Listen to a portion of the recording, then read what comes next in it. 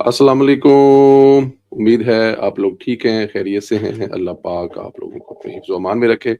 बहुत सारी दुआएँ आपके साथ हैं। अल्लाह पाक आपको इसी तरह हँसता, मुस्कुराता रखे और अल्लाह पाक की ज़ात इसी तरह आपके चेहरों पर खुशियाँ बिखेरता रहे।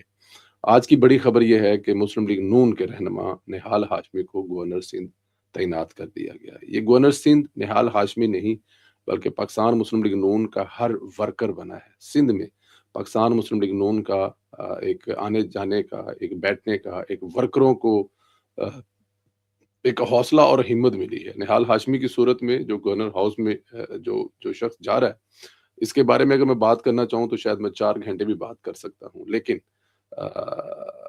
बस इससे बड़ी और खुशखबरी कोई नहीं। इस वक़्त उनके लिए जो मुबारकबाद है वो पीपल्स पार्टी भी दे रही है, पाकिस्तान तहरीक-ए-इंसाफ के लोग भी दे रहे हैं और किसी जगह पे एमकेएम जो है वो मतलब कि वो भी अंदर से खुश है कि हमारी टसूरी साहब से जान छूटी है, क्योंकि निहाल हाशमी जो हैं वो तमाम पार्टियों को साथ लेके चलने वाले हैं। वज़ीर-ए-आज़म ऑफ़िस की जानिब से जारी एलामिया में कहा गया है कि वज़ीर-ए-आज़म शहबाज शरीफ ने समरी मंजूर के लिए सदर पाकिस्तान को भिजवा दी है। वज़ीर-ए-आज़म ने निहाल हाशमी से मुलाकात की, गवर्नर सिंध तैनाती पर मुबारकबाद भी दी और मुलाकात में राणा सनाउल्लाह, इसहाक डार और दीगर रहनुमा भी मौजूद थे। निहाल हाशमी को गवर्नर तैनात करके नवाज शरीफ और शहबाज शरीफ ने वर्करों के जो दिल जीते हैं, इसका मेरे ख्याल में कोई तोड़ नहीं है। निहाल हाशमी को निशाने इबरत बनाने की धमकियां देने वाला साकिब नसार आज कहाँ है? निहाल हाशमी तो फिर उफक पर वापस लौट आया, आज फिर गवर्नर बनकर सिंध की सियासत पर राज करेगा। निहाल हाशमी ने 97 से 99 तक वज़ीर आज़म नवाज शरीफ के मुशीर बराए कानून और इंसाफ रहे। 2012 में उन्होंने कराची में मुस्लिम लीग नून के सदर के तौर पर खिदमात सर अंजाम दी। फिर अगस्त 2014 में उन्हें सिंध में मुस्लिम लीग नून चैप्टर का जनरल सेक्रेटरी बनाया गया था और फिर 2015 में वो मुस्लिम लीग नून की पंजाब से नशिस्त पर सेनेट के उम्मीदवार मुंतखब हुए। अब उन्हें गवर्नर सिंध बनाने का जो फैसला किया गया 2017 में पनामा केस से मुतल्लक मुतनाज़ा बयान पर निहाल हाशमी को मुस्लिम लीग नून से निकाल दिया गया था। फिर 2021 में इनकी रुकनीत बहाल कर दी गई थी। बहुत सारी कोई कोई वर्कर जो बार-बार कहते हैं ना, कोई वर्कर, कोई कुर्बानी, तो निहाल हाशमी साहब का ये जो सफ़र है आप देखें ना, 99 से 97 से 90 तक वो वज़ीर कानून रहे, मशीर कानून रहे और उससे पहले मतलब एक एक उम्र जो है निहाल हाशमी की मुस्लिम लीग नून के लिए गुज़र गई और एक ऐसे सूबे में जिसमें मुस्लिम लीग नून का नाम लेना भी ज़ाहिर है, एमक्यूएम भी है, पाकिस्तान पीपल्स पार्टी है। लेकिन ये बंदा आपको देख लें नज़र आएगा कंटिन्यू झंडा उठाकर नवाज़ शरीफ का घूम रहा है। मुझे दूसरा दिखाएँ जो इनके साथ को 90s की दहाई का आज भी झंडा उठाकर मुस्लिम लीग नून का घूम रहा हो। दरमियान में कई ऐसे लोग आए उनको कोई अच्छी ऑफ़र मिली तो वो चले गए। उनको कोई उनको जो मुस्लिम लीग से कोई शिकायत हुई तो वो मुस्लिम लीग नून छोड़कर मुस्लिम लीग नून के खिलाफ टीवियों पर बैठ के बोलना शुरू कर दिया। निहाल हाशमी को भी लोग कहते थे कि आपको तो नवाज़ शरीफ ने पार्टी से निकाल दिया है, आपको तो सेंटरशिप से निकाल दिया है। निहाल हाशमी का एक ही जवाब होता था, जो दिया भी नवाज़ शरीफ ने था, वापस भी नवाज़ शरीफ ने लिया है। ना ये ओहदे लेने के लिए नवाज़ शरीफ से मोहब्बत करता हूँ और ना ओहदों की वजह से नवाज़ शरीफ के से मोहब्बत करना छोड़ दूँगा। नवाज़ शरीफ से मोहब्बत है, पार्टी के नज़रिए से मोहब्बत है और देखें आज निहाल हाशमी गवर्नर सिंध बन गया है। गवर्नर सिंध बनने की सूरत में परवेज़ संधीला गवर्नर बन गया, कामरान अतास गवर्नर बन गया, खुर्रम भट्टी गवर्नर बन गया, उस्मान जंजुआ गवर्नर बन गया। लाहौर से 10 नाम जो हैं वो मियाँ अब्बास से लेकर ताहिर मुगल आबद जान से लेकर केपीके से बहुत सारे मेरे दोस्त जो हैं मुस्लिम लीग नून के वो गवर्नर बन गए और बलूचिस्तान से बहुत सारे केपीके कश्मीर से बहुत सारे दोस्त जो हैं मुस्लिम लीग नून वर्कर हैं, वो तमाम के तमाम जो हैं वो गवर्नर बन गए हैं। क्योंकि गवर्नर हाउस का दरवाज़ा इन तमाम लोगों के लिए 24 घंटा खुला रहेगा। निहाल हाशमी का टेलीफ़ोन वैसे ही रहेगा जैसे आज है। मुझे बड़ी खुशी हुई, सुबह-सुबह मेरे भाई ने खुद फ़ोन करके मुझे मुबारकबाद दी कि आपको मुबारक हो, आप गवर्नर बन गए हैं। तो परवेज़ संधीला भी गवर्नर बन गया और निहाल हाशमी भी गवर्नर बन गया। निहाल हाशमी की सूरत में परवेज़ संधीला समेत पाकिस्तान मुस्लिम लीग नून का हर वर्कर आज गवर्नर हाउस में बैठेगा। आप सलामत रहें, खुश रहें। जिस तरह आपने पाकिस्तान की हमेशा खिदमत की है, इसी तरह निहाल भाई आप पाकिस्तान की खिदमत करते रहें। हमारी बहुत सारी जो दुआएँ हैं वो आपके साथ हैं। आप सलामत रहें, अल्लाह पाक आपको खुश रखे, क्योंकि आपकी सूरत में हमें लगता है कि हमारे कायद की बड़ी तस्वीर जो है वो गवर्नर हाउस में लगेगी। Thank you very much. शुक्रिया निहाल भाई। जी। अच्छा जी, अब आ जाएँ ज़रा पाकिस्तान की अहमियत पे कि पाकिस्तान की अहमियत क्या है? पाकिस्तान जो है कल ही बात कर रहे थे कि पाकिस्तान के लिए एक ये मौका है कि दुनिया को बताएँ कि हमारी जोग्राफ़ाई हैसियत कितना माली फ़ायदा दे सकती है। पाकिस्तान ने अब नाए हरमज़ बंद होने के बाद पोर्ट कासम और ग्वादर पोर्ट की ट्रांस ट्रांसमिट फैसिलिटी दुनिया को ऑफर कर दी है और ये भी बताया कि कुछ ऑर्डर बुक कर लिए गए हैं। अब नए हरमज़ पर 700 कंटेनर फँसा हुआ है। तीनों पोर्ट्स पर 26,000 कंटेनर की तरसीली फैसिलिटी है और ग्वादर पोर्ट सी बैग को चलाने का बेहतरीन तरीका है। जी, अब आप दुनिया को बता सकते हैं, किसी जिस मुल्क ने ग्वादर पोर्ट का नाम नहीं सुना था, वो तो एक ग्वादर पोर्ट का नाम सुन लेंगे और दूसरा ग्वादर पोर्ट की जो कैपेसिटी है, ग्वादर पोर्ट की जो तैयारी है, ग्वादर पोर्ट पे जो पिछले 20-25 साल से हम मेहनत कर रहे हैं, वो भी हम देख लेंगे। ग्वादर पोर्ट एक वक़्त में 26,000 कंटेनर की हमारे पास जगह है वहाँ पर। तो अब 26,000 कंटेनर की जब जगह मौजूद है, तब वो इस्तेमाल होगी तो पाकिस्तान को ज़र मुबादला भी आएगा और दुनिया को एक नया रूट भी मिलेगा। आने वाले वक़्त में अब लोगों को ज़ाहिर है दुबई वाला जो चैप्टर है, वो तो टाइम लगेगा उसको खुलने में, उसको तो चीज़ें होंगी। तो अब आपके पास बेहतरीन वक़्त है और पाकिस्तान इस वक़्त से फ़ायदा उठाएगा इंशाअल्लाह ताला। अल्लाह पाक ने अपना करम किया तो देखें, इस वक़्त इसमें कोई शक नहीं है, हमारे चारों तरफ आग लगी हुई है और हम जो है वो महफूज़ तरीन जगह पर बैठे हुए हैं। दुनिया भर में पाकिस्तान एक मुतवाज़न ख़ारजा पॉलिसी लेकर चल रहा है। पाकिस्तान ने अक़वाम मुत्तहिदा में बहरीन और रूस की जानिब से पेश करदा करारदादों की हिमायत की। अक़वाम मुत्तहिदा में पाकिस्तान के मुस्तकिल मंदूब आसिम इफ्तिखार ने कहा है कि पाकिस्तान ने ईरान पर अमरीकी और इसराइली हमलों की मज़म्मत की है। यूएई पर ईरानी हमलों से 2 पाकिस्तानी जहाँ बहक हुए हैं। ईरान पर हमलों ने आलमी अमन को खतरे में डाल दिया है। सलामती कौंसल से ख़िताब में आसिम इफ्तिखार ने उम्मीद ज़ाहिर की कि खलीजी ममालिक की सरज़मीन पर हमले फ़ौरी तौर पर बंद होंगे और आबनाए हरमुज़ में जहाज़ रानी के हकूक़ और आज़ादियों को नुकसान नहीं पहुँचाया जाएगा। पाकिस्तान का किरदार कितना अहम है, इससे अंदाज़ा लगा लें कि कल ईरान के सदर ने ट्वीट किया और बताया कि इनकी पाकिस्तान के वज़ीर-ए-आज़म और रूसी सदर से फ़ोन पर बात हुई है। हम जंग बंदी तब करेंगे जब हमें ज़मानत दी जाएगी। अमरीका ऐसी हरकत दोबारा नहीं करेगा और जो हमारा नुकसान हुआ है इसका अज़ाला किया जाएगा।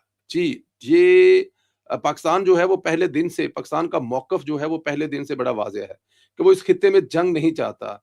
वो ईरान के साथ खड़ा है, पहले भी था, आज भी है, वो सऊदी अरब के साथ खड़ा था, यूएई के साथ खड़ा है, गल्फ़ के साथ खड़ा है। क्योंकि पाकिस्तान जंग नहीं चाहता, पाकिस्तान यहाँ पे बड़ों का किरदार अदा कर रहा है, बड़े का किरदार अदा कर रहा है और उसमें पाकिस्तान कितना कामयाब हो रहा है, मेरे ख़्याल में वो भी आप देख सकते हैं। अल्हम्दुलिल्लाह पाकिस्तान उसमें बहुत हद तक कामयाब है। पाकिस्तान का किरदार जो है वो इस वक़्त बड़े भाई का है और वो पूरा किरदार अदा कर रहा है। तो पाक कल से सोशल मीडिया पर कुछ बेवकूफ़ जो है वो इंडिया के ईरान के खिलाफ वोट देने की बात कर रहे हैं।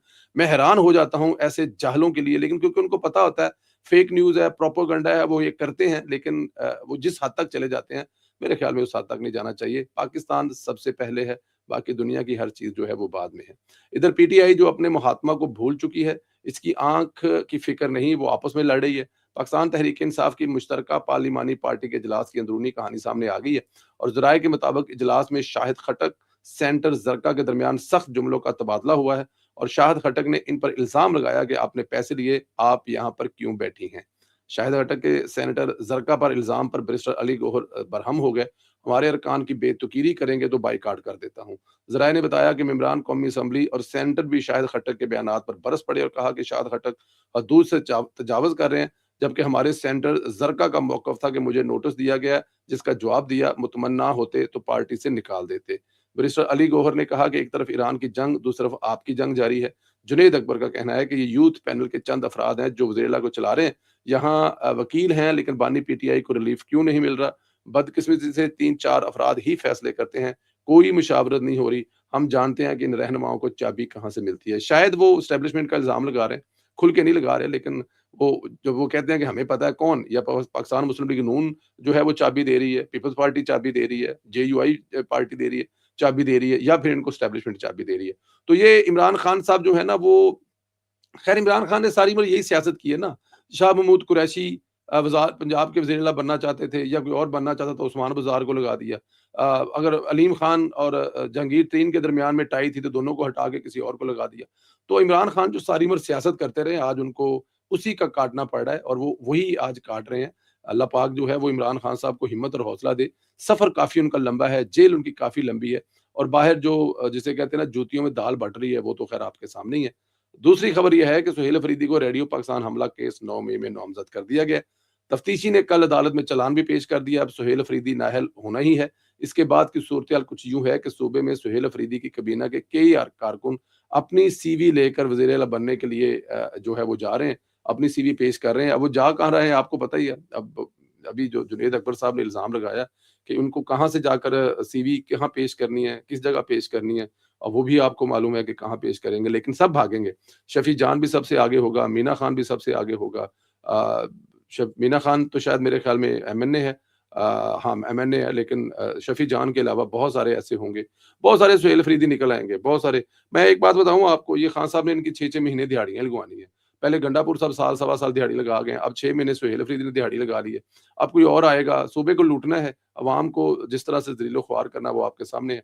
और 9 मई के मुजरिमों को जो है उस पे ज़ीरो, उस पे कोई टॉलरेंस नहीं है। 9 मई पर किसी किस्म की कोई माफ़ी नहीं है, ये पहले दिन से है और आज भी है। अच्छा जी, सोशल मीडिया पे खबर थी, मैंने बिल्कुल उस पे इग्नोर किया, लेकिन मेरे ख़्याल में ये ज़रूरी है कि उस पे बात करनी चाहिए, क्योंकि वो जो मोहतरमा है जो एआरवाई पर आपको याद है दुनिया न्यूज़, एआरवाई आजकल पता नहीं किस चैनल पर बैठती हैं। एक बड़े एंकर की जो है वो मिसेज़ हैं, अब वो एंकर भी ख़ैर ऑफ हैं। उनका भी आजकल कोई प्रोग्राम-श्रोग्राम नहीं है। इन्हीं हरकतों की वजह से शायद वो भी। तो उन्होंने एक रीट्वीट किया कि जो एक फेक न्यूज़ चल रही थी कि मरियम नवाज़ साहिबा जो हैं वो ऑस्ट्रिया चली गई हैं, उनका जहाज़ ऑस्ट्रिया गया है। ये उन दिनों की बात है जब मरियम नवाज़ साहिबा लाहौर में थी। ख़ैर पता था, अगर आप ये खबर करना चाहती हैं तो ट्वीट करने के बजाय आप किसी से भी पूछ लेती। दूसरी बात है कि आप सहाफ़ी किस बात की हैं, अगर आपको यही नहीं पता कि पंजाब जो पाकिस्तान का सबसे बड़ा वज़ीर आला है, उसकी जो वज़ीर आला है वो हर रोज़ सुबह उठकर उसकी जो एक्टिविटीज़, उसकी जो मीटिंग, उसका जो सब आपको नज़र आ रहा होता है, तो इसका मतलब है कि वो लाहौर में मौजूद है। लेकिन इसके बावजूद उन्होंने फेक न्यूज़ को फेक न्यूज़ थी ना जो मरियम नवाज़ के बारे में बाहर चली गई हैं, तो उसको ज़ाहिर है ज़रा और हाइप क्रिएट करने के लिए, उसको ज़रा और ऊपर आने के लिए एक तरीकाकार है ना कि आप सवाल कर रहे हैं, उससे पूछ लें कि क्या वाक़ई ही मरियम नवाज़ बाहर चली गई हैं? तो उस फेक न्यूज़ को बूम मिल गया, एक बड़े ट्विटर हैंडल ने रीट्वीट कर दिया। उसको देखते हुए दूसरे लोगों को भी हौसला हिम्मत मिल गया, हालाँकि वो फेक न्यूज़ थी। उसके बाद पूरी दुनिया बता चुकी है, पंजाब गवर्नमेंट के जो तर्जुमान है वो बता चुके हैं, सोशल मीडिया भरा पड़ा है और मरियम नवाज़ जो है वो पंजाब में ही है। लेकिन वो फेक न्यूज़ को रीट्वीट करने वाली जो खातून हैं, जो मोहतरमा हैं, वो बिल्कुल भी शर्मिंदा नहीं है। उन्होंने किसी किस्म पे बिल्कुल शर्मिंदगी का इज़हार नहीं किया। आपको याद है ना वो वीडियो जिसमें वो मलक रियाज से कह रही थी कि ये है तो प्लांटेड सवाल जो हम आपसे कर रहे हैं, लेकिन प्लांटेड लगना नहीं चाहिए। और मलक रियाज साहब कह रहे हैं कि तेरे नाल-नाल मुबशर तेरे नाल-नाल ਇਹਦਾ ਵੀ ਜਿਹੜਾ ਹੈ ਨਾ ਇੱਕ ਪਲਾਟ ਉੱਥੇ ਬੁੱਕ ਕਰ ਦਿੰਦੇ ਆ। ਉਹ ਕਹਿ ਰਿਹਾ ਨਹੀਂ ਤੁਸੀਂ ਤੁਸੀਂ ਹਮਦ ਬਿਨ ਨੂੰ ज़्यादा ਦਿੰਦੇ ਸਾਨੂੰ ਕੁਝ ਦਿੰਦੇ नहीं ਹੈਗੇ। वो कहते हैं जी मतलब ये वो वीडियो वाली खातून आपको याद होगी और उनका देख लें कि फेक न्यूज़ को फैलाने में फेक और वो माशाल्लाह उन्होंने वीडियो अभी भी डिलीट नहीं की। होना ये चाहिए था कि वो ट्वीट डिलीट कर देती। पूरे सोशल मीडिया पे उनसे सवाल किया गया है कि आप फेक न्यूज़ फैला देखिए ना इस वक़्त इस्लामाबाद में प्रेस वालों के कोई इलेक्शन-उलेक्शन होने हैं। खुदा की शान देखें कि उसके जो उम्मीदवार हैं वो दुनिया के झूठे तरीन प्रोपेगेंडा झूठी खबरें देने वाले व्लॉगर हैं और वो कह रहे हैं जी हमारी जीत जो है वही पाकिस्तान की प्रेस की जीत है। क्योंकि अब ज़ाहिर है फेक न्यूज़ चलती है, झूठ चलता है और उसकी उसकी उसकी जो जैसे लहर है ना, उसमें बड़े-बड़े लोग भी बह जाते हैं जैसे ये मोहतरमा बह गई हैं। लेकिन एक बात बताऊँ मैं इनके तो अंदर से एक बुग़्ज़ है ना, ये तो बुग़्ज़ के मारे हुए लोग हैं। ये सहाफ़ी नहीं है बल्कि ये दिहाड़ीदार लोग हैं, अपनी-अपनी दिहाड़ी लगा रहे हैं, जहाँ से इनको मिलता है ये वहाँ से लिफ़ाफ़ा इनको आता है, ये बैठ के खबरें पढ़ने शुरू कर देते हैं, उस तरफ माहौल बनाना शुरू कर देते हैं। लेकिन ख़ैर मरियम नवाज़ लाहौर में ही थी और अगर वो ऑस्ट्रिया जाती भी तो इसमें प्रॉब्लम क्या था? क्यों नहीं जा सकती?